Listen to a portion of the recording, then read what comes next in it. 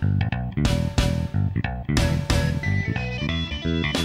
there, John Morris here, johnmorrisonline.com, and welcome to another episode of The John Morris Show. And in this episode, I'm going to be answering another one of your questions that I received over on Quora.com. And the question is, what are the positives and negatives of Elance and oDesk? Before I do, I want to remind you to stick around for the resource of the day at the end of this episode. Also, be sure to head on over to my YouTube channel and check all the free training that I have there. I have playlists on topics ranging from building your first website to responsive web design to PHP, MySQL, freelancing, and more. And you can find all of that on my YouTube channel at youtube.com/JohnMorrisVideo. And I'll, of course, link to that in the description for this episode. All right, now for today's episode. So what are the positives and negatives of Elance and oDesk? Well, let me start with the positives. And there's a number of them if you take the right approach. So first, you can get experience working with clients. So if you've never worked with clients before and you're unsure about what that would be like and you're a little uneasy about putting up a whole website and asking clients to hire you when you're not 100% sure if you're going to be good at working with clients, if you're going to be comfortable with it, it's something you're going to enjoy, etc., then freelance sites are a good way to get your feet wet without investing a whole bunch of time and energy into building up your brand and building up what you would need in order to get hired on your website. So you can get experience working with clients. You can also get experience working with your technical skill. So it's one thing to implement whatever your technical skill is when it's you by yourself or for friends and family. It's a whole different ballgame when you start doing that for paid clients. And so you can get some experience with that and again, figure out if this is something you want to do, if it's something you're going to be good at, something you're going to be able to do, and so forth. Next, you can build your reputation using these sites. So again, you can start working with clients, and if you do a good job, you can start to build up a little bit of word of mouth and maybe even get some referrals off of the freelance sites from those customers that you have. And at the very least, start to create a buzz within your niche with people who are actually actively working in that niche, hiring other people. And so again, you can just start to build your reputation using them. You can also use them to better understand what your clients want. So this is probably the biggest one, but probably the most overlooked one, because a lot of freelancers, a lot of people, artists in general, have a good idea of what they want and the art that they want to create and so forth, but don't necessarily have a good context for working with clients and understanding what it is that clients are after. Not only just in the sense of what kind of projects they're after or what kind of results they're after, but also just the way they want to be communicated with, the way they want to be talked to, the way they do their research and so forth. You can really get inside the mind of your clients on these freelance sites because you get an opportunity to get hired. If you're doing a good job, you can get an opportunity to work with a number of different clients from all over the place that are outside of realms that you might not ever come in contact with otherwise. So again, you can use it to help you better understand your clients. You can use them to build your portfolio. So obviously, as you're working with clients, you're going to have things that you're going to build, and you can get a hold of those or you can capture those to put in your portfolio as you look to start build your old website and marketing yourself off of the freelance sites and getting work that way. You can use them to get testimonials. So one of the nice things about the freelance sites is that they encourage the people that hire you, the clients that hire you, to leave reviews and leave ratings and so forth. And so they will actually do some of the solicitation on testimonials for you. So you can get those testimonials and then you can use those testimonials throughout the rest of your marketing, again, on your website and other places that you may be trying to get hired. You can use those testimonials. You can use them to earn while you build your overall business. So this is a big one that I think people who were around before these freelance sites existed maybe have a better grasp of this. I know when I was first starting out and a lot of these sites weren't necessarily around or they weren't as popular as they are now, that I was building my business, and I was doing a lot of stuff for free or in my free time, and I was footing the bill for it, or I was just doing it without getting any compensation in order to build up all these other things that I've talked about. With these freelance sites, you can actually build your portfolio, you can build your reputation, you could do all of these things while actually getting paid for it, because there's now these large marketplaces with lots of clients looking to hire people that you can tap into to help you do that. So you can earn income while you're actually building your business, which is a somewhat of a unique thing. It's not as unique these days in like the internet age, but for us old people, it's something that is fairly new and unique and is a big advantage. You can also use them to test if you're ready to actually do this, if you have what it takes, if you're mentally prepared before you actually go all in.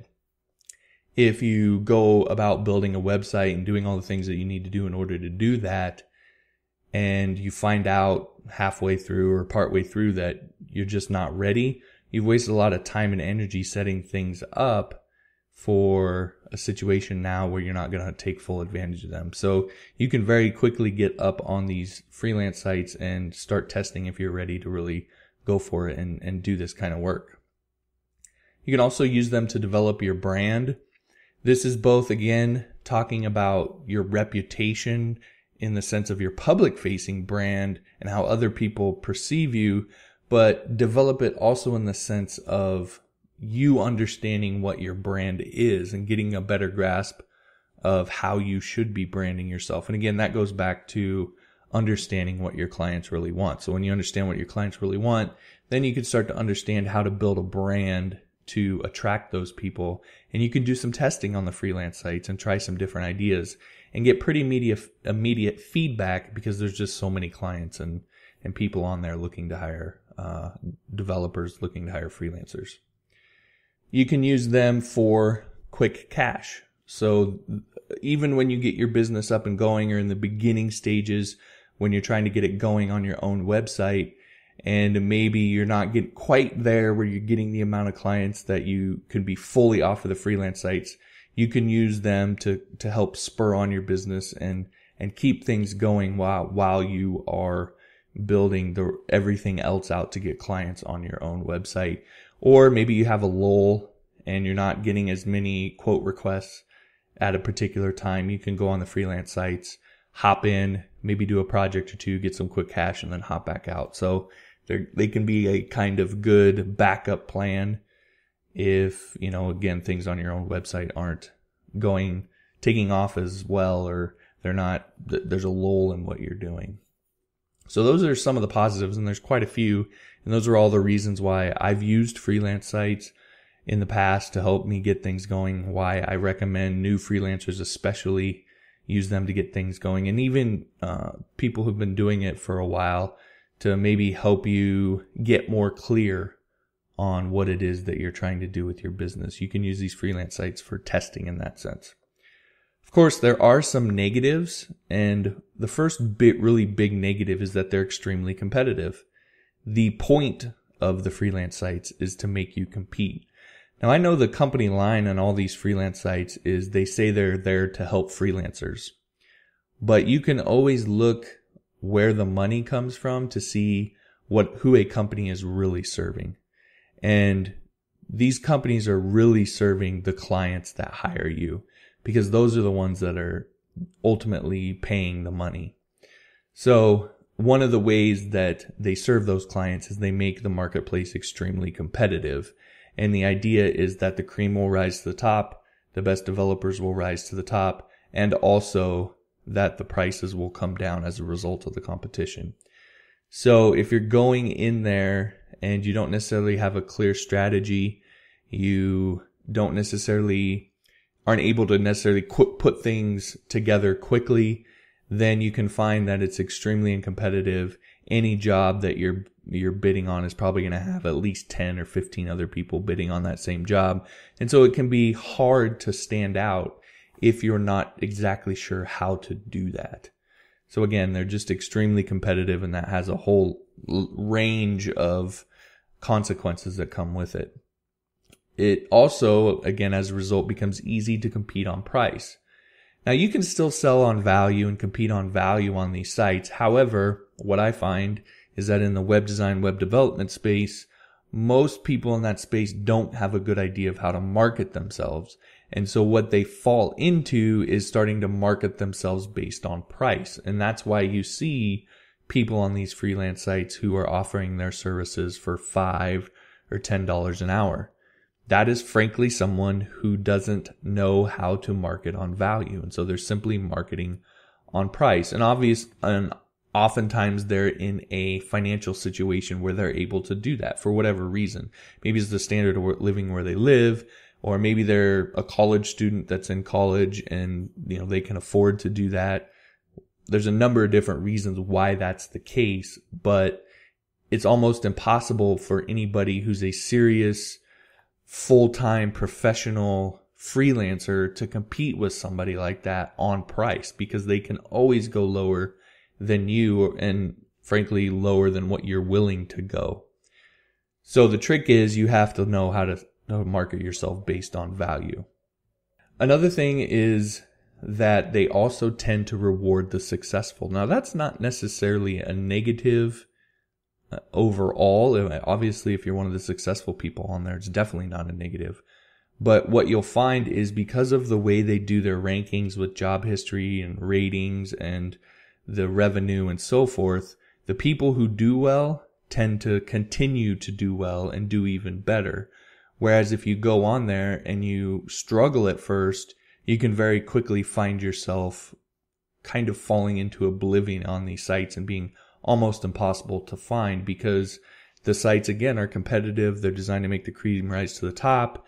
And if you're not doing very well on those sites, then you can quickly find yourself falling to the bottom. So they tend to reward the successful, and in a sense, the rich get richer on the freelance sites, which can be, for someone who's not clear, who's not, maybe this is your first go at this and you're trying to figure it out, that can be a real struggle, because it tends to get harder over time. The more you're on there and the less you're having success, it tends to get a little bit harder to achieve that success. All right, so those are some of the negatives. So then the real point is, if you're going to go on these sites, then there's a couple things that I recommend that you do in order to have the most success and not drive yourself crazy, essentially. First is you want to get in, get what you need, and get out. The nature of these sites isn't changing.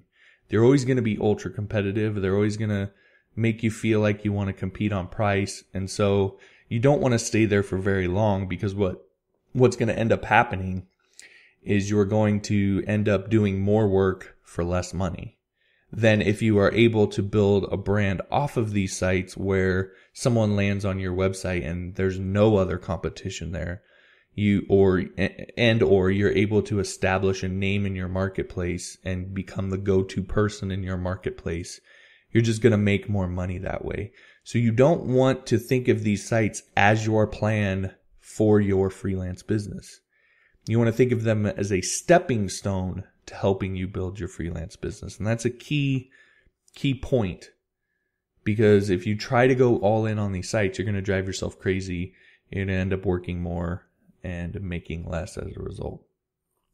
You also need to make sure that you have a clear strategy going in. Now, that can be difficult for someone who's just starting out and you're not sure what you're supposed to do. But you really don't want to go into these sites hem-hawing around and trying to figure it out. If you're going to do that, what I recommend that you do is you pick one that's the one you don't ultimately want to be on. So what I mean by that is, let's say ultimately you want to be on oDesk. Well, don't start out on oDesk. Start out on Freelancer or Elance or whatever one is out there, and take your lumps on that site.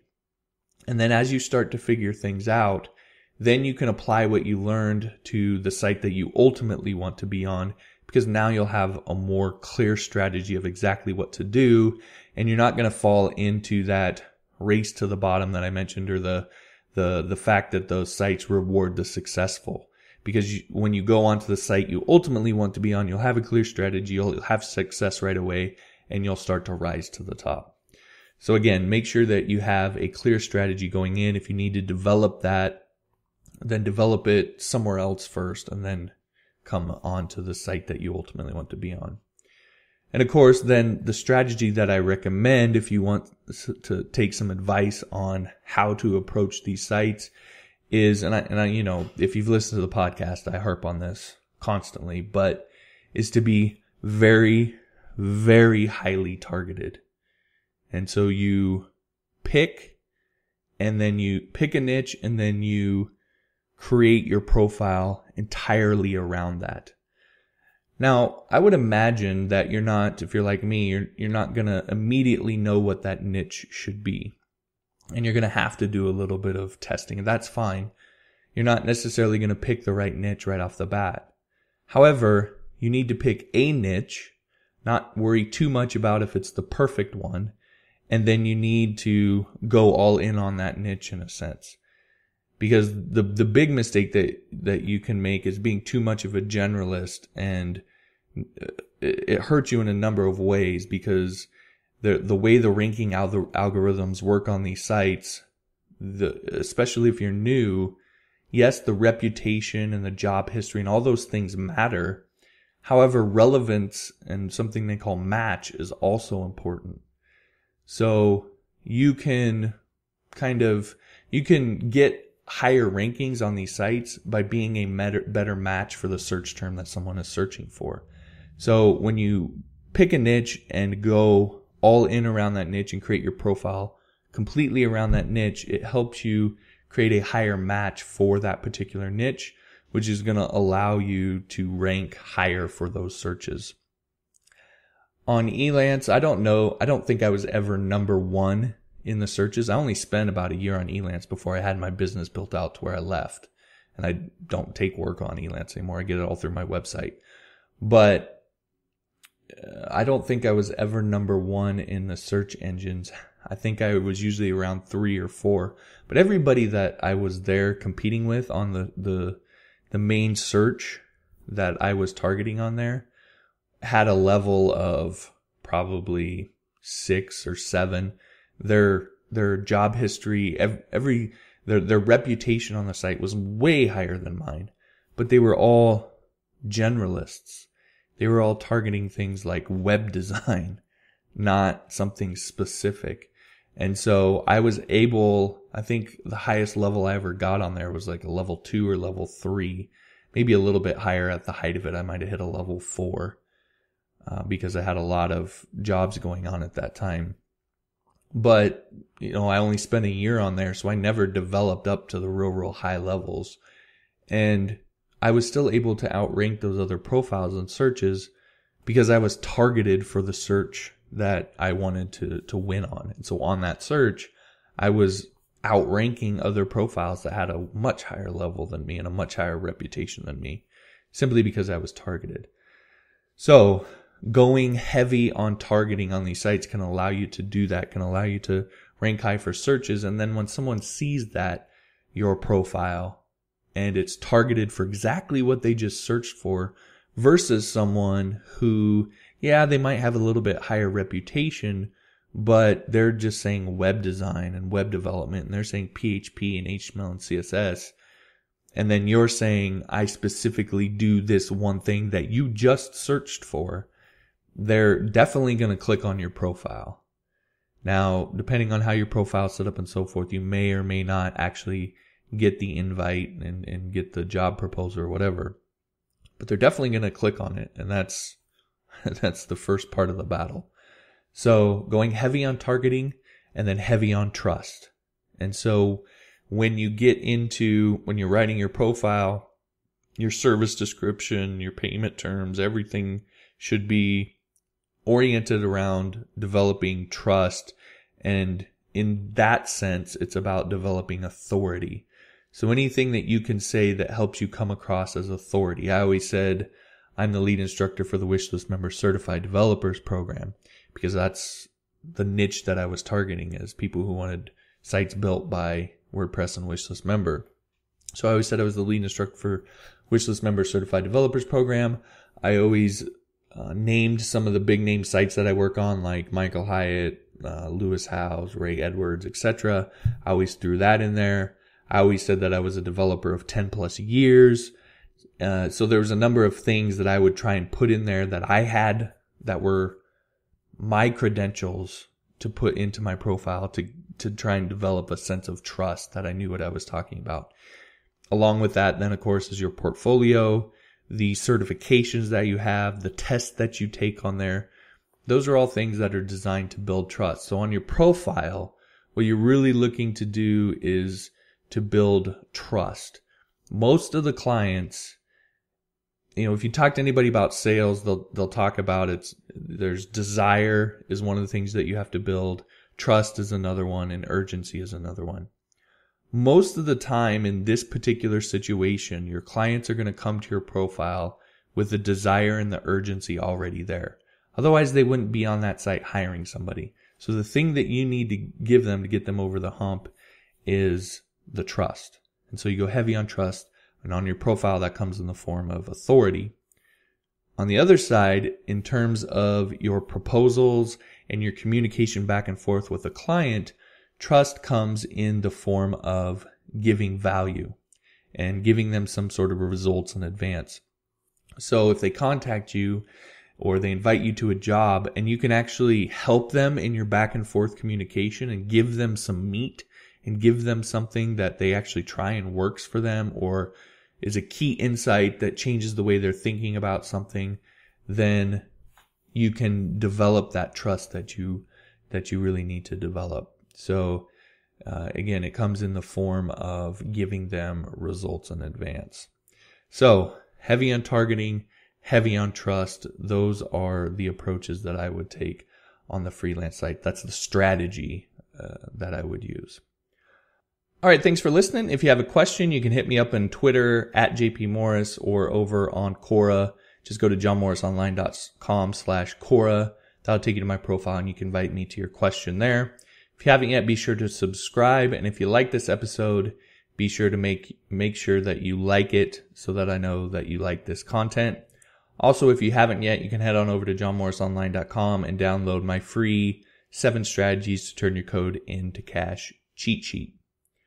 All right, so now it's time for the resource of the day. And the resource that I want to point you to today is a course over on Udemy called Build Websites from Scratch with HTML and CSS with the instructor Brad Hussey.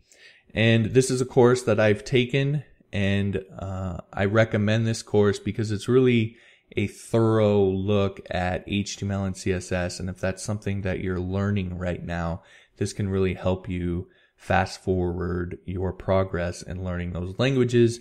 And Brad's a really great instructor. In fact, he's been featured on Udemy for some of the things that he does and how he teaches his class. They use him as an example of what to do. So he's a really great instructor. He teaches it really well, and it can help you learn it very quickly. So if you go to johnmorrisonline.com/resources, and then you just simply scroll down to the web design and development courses, you'll see a course named Build Websites from Scratch with HTML and CSS. And you can click on through to Udemy to take a look at that course. All right, thanks for listening. I'll talk to you later.